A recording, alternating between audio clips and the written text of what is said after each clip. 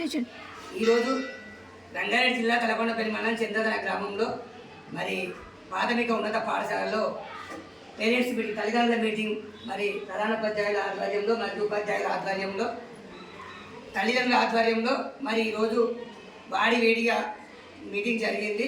మరి ఉపాధ్యాయులు కూడా చాలా విషయాలు, అది పేరెంట్స్ కూడా ఉపాధ్యాయులను ఖచ్చితంగా అంటే ఇన్ని రోజుల నుంచి ఎన్నో కూడా ఇంత గట్టిగా మీటింగ్ జరగలేదు.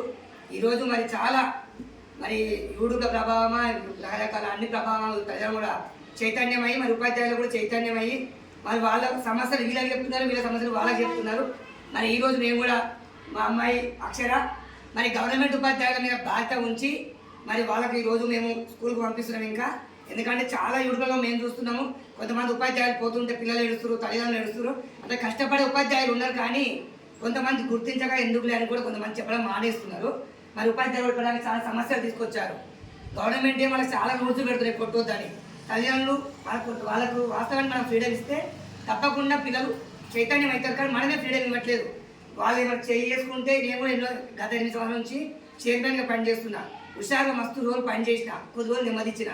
ఇప్పుడు నెమ్మదించే క్రమంలో మన సాయిబాబా రమేష్ మళ్ళీ వచ్చి మన స్కూల్ అని చైతన్యపరచాలి.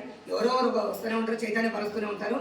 మరి నేను ఈరోజు చెప్పాల్సింది ఏంటంటే, వాస్తవానికి నా మీద కొంచెం నమ్మకం ఉంచి నన్ను ఏకగ్రీవంగా 8 ఏళ్ళు ఎంచుకున్నారు. పోరాడి పోరాడి వెనక్కి తగ్గిన. మళ్ళీ వీళ్ళు వచ్చారు, వీళ్ళు నాకు సహకరిస్తున్నారు.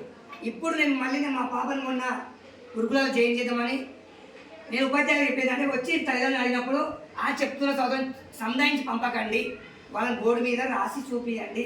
ఎందుకంటే నువ్వు అనవసరం కొంతమంది వేలెత్తి చూపిస్తారు, వాళ్ళని చూపిస్తే వాళ్ళు మళ్ళీ అడరు. ఇప్పుడు మా పాపను మొన్న జాయిన్ చేద్దాం అనుకున్నా. ఇప్పుడు నరేష్ వచ్చి నన్ను అదే ప్రశ్నిస్తుంది, ముగ్గురు అదే అంటారు.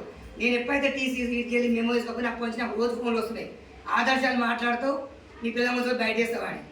అంటే కొద్ది రోజులు ఆదర్శాలు కొంచెం పనిచేసి చేయాల్సి కూడా, ఎందుకంటే ఆ బాధ్యత ఉపాధ్యాయులు తీసుకున్నప్పుడు ఎన్ని ఆదర్శాలు మారితే మేము ఏం చేస్తాం. ఇది ఆదర్శాన్ని తోలిస్తున్నాం, వాళ్ళు చదువు చెప్పినప్పుడు ఏం చేయలేము. లాస్ అయ్యే చివరకు మేమే కనుక నేను కొంచెం గవర్నమెంట్ ఉపాధ్యాయుల నమ్మకం కోల్పోయి తిరిగి మనల్ని పంపిద్దామని బయట ప్లాన్ వేసిన. మళ్ళీ మా సాయిబాబా రమేష్ వచ్చి ఎవరు కూడా ఏదో మాట్లాడుతుంటారు, మనకెందుకు చైతన్యం లేదు, మనం ఎందుకు మన స్కూల్లో మళ్ళీ బాగుపడుతుంది అంటే ఒకసారి మనం ఇంటికి తగ్గుతాం, మళ్ళీ ముందుకు వెళ్తుంటాం. ఇప్పుడు నరేష్ వచ్చి అదే టార్గెట్ చేసినాం, నీ బిడ్డను ఎలా గురుకులకు పంపిస్తామని. నేను పంపించడానికి కూడా ప్రయత్నం చేయమని అరవింద్ సార్ అన్నాడు. ఎందుకు నేను చదవకపోతే నువ్వు అంటే లాస్ట్ ఎక్స్చేంజ్ సార్ ఏమన్నాడంటే, సరే ఇస్తా బోనోఫైడ్ చెక్ చేసుకోవాలి. నేను చెక్ చేయడానికి మాత్రమే అప్లై చేసిన. అంటే ఒకవేళ చెక్ చేస్తే మంచిగా పాస్ అయితే ఇది చెప్తున్నట్టు పంపించదలుచుకోలే. ఒకవేళ రాయలేదనుకో చెప్తలేనట్టు. ఈ 5 మంది నాకు చెప్తే ఆ ప్రయత్నం చేసిన. జశ్వంత్ ఉన్నాడు, ప్రతి ఒక్కరికి ఇప్పుడే ప్రశ్నించడం కాదు. ఇప్పుడు రమాదేవి టీచర్ ఉద్యోగాలు అడిగిన, ఎందుకంటే మన సమస్యలు వాళ్ళ సమస్యలు వినాలి. మా పాపకు హోంవర్క్ ఇప్పించిందన్న వాసన ఒక 10 నిమిషాలు టైం ఇచ్చి మాట్లాడే అవకాశం ఇచ్చింది. హోంవర్క్ ఇవ్వాలి, ఎందుకంటే ఇస్తారు. నేను ఒకటి చెప్పదలుచుకుని నీకు ముగ్గురు ఉండాలి అని. మా పాపకు నాకు అపనమ్మక సునీత కూడా పడదాకా అన్నది ఏం చదువుతుంది. నేను గవర్నమెంట్ ఉపాధ్యాయులు ఎవరో ఏ గురించి నాకు సంబంధం లేదు, నేను ఆదర్శాలు చెప్పబోతుంటా. దానికి కారణం రమేష్ గారే. ఈ పాపను మిమ్మల్ని నమ్మి 4 ఉంటారా 3 ఉంటారా మీకు అప్పచెప్తున్నా. వాసన నేను గురుకులాలు చేద్దాం, నాకు కొన్ని పరిచయాలు ఉంటాయి. బయటకు వెళ్ళి నాకు ఎందుకు సంస్థ కొంతమంది మీ పాపను తీయదలుస్తుంటారు, కానీ నేనే ఆదర్శంగా మాట్లాడి బయటకు వెళ్ళిపోతే బాగుండదు అని దీనితోటి నేను వేస్తున్నా. ఇప్పుడు రమాదేవి టీచర్ ఉంది, అరవింద్ టీచర్ ఉన్నారు, హెచ్ఎం టీచర్ ఉన్నారు, ఇంతమంది తల్లిదండ్రులు ఉన్నారు. మా ముగ్గురిని బయట చదివించదలుచుకోలేదు. ఒకవేళ మేము చెప్పమ్మా మీరు ఉన్న రోజు సర్వీస్ అని మీరు ఎప్పటికీ ఉంటారు, మీరు ఉన్న రోజు మేము ప్రశ్నిస్తాం, కంపల్సరీ ప్రశ్నిస్తాం. మిగతా ఊళ్ళో గురించి మాకు సంబంధం లేదు. ఈరోజు 5 మంది టీచర్లు లేదు కదా, రేపు వారంలో కూడా మేము పోతాం మాట్లాడే ఎంజోతోటి. మా పాప ఇప్పుడు లైవ్గా నేను చెప్తున్నా, వీడియో కోసం కాదు, మీకు అప్పచెప్పిపోతున్నా. ఈ నేను ఇంకోటి బయట కూడా కొట్టుకోదలుచుకోండి, వాసనకు సండే కొట్టుకోపోతాను. ఎందుకంటే పిల్లలు ఆపంలో నేర్పాలి. మిగతా రోజు నేను మీకు అప్పచెప్పిపోతున్నా, బయట కొట్టుకోపోతాను. నేను రోజు తాచి పెడతాను, పని కూడా ఆపంలో నేర్చుకోవాలి. ఈ రోజు ఇంకో కారణాలు నేను బయట కొట్టుకోపోతా. మిగతా హోంవర్క్ మొత్తం నేనే కాదు, మా తల్లిదండ్రులు కూడా అప్పచెప్తాను. మా పాపను కొంతమంది సమక్షంలో అప్పచెప్తాను. ఇంకా 3 ఉన్నారు. ఈ స్కూల్ అయిపోయిందా ఇక్కడ చదివిస్తా. ఏం చేస్తారో చదివిస్తారా చదివితే ఈ వీడియో సాక్షి చెప్తున్నా, మీకు అప్పచెప్పిపోతున్నా. మేము 3 ఉన్నాయని నేను చెప్పాను. ఇంతటితో మరి ఈ మీటింగ్ రసవత్తరంగా జరిగింది. ప్రతి నెల మీటింగ్ కూడా ఇలాగ తీసుకుంటాం. మా వంతు ప్రయత్నం కూడా చేస్తాం. మీరు కూడా చెప్పండి సార్.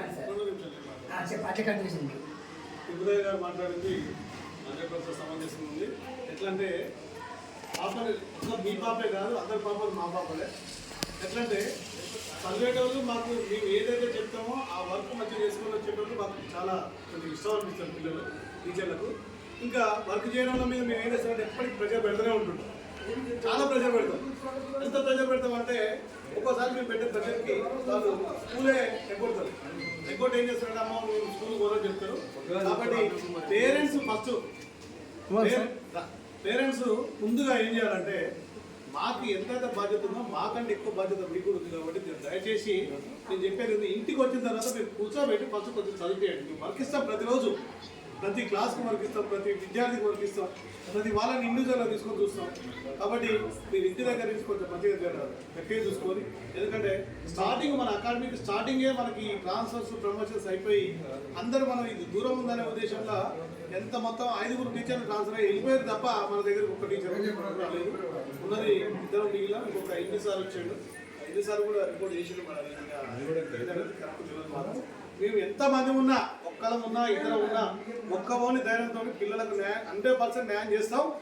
ఇంకా నెక్స్ట్ మీటింగ్ వచ్చేసరికి మీ అందరికీ సంతోషంగా ఉండేటంటే మీరు చెప్పిన ప్రతి విషయం. ఇంకోటి ఏంటి, మీరు ఏదో చెప్పినప్పుడు మేమేదో మనసు నొచ్చుకునేది ఉండదు. ఎందుకు ఉండదు అంటే క్లాసు పోయినప్పుడు మాకు మీరు చెప్పింది గుర్తొస్తుంది పక్క. ఎందుకంటే మీరు పిల్లలతో ఎక్కువ చెప్పేది మేము.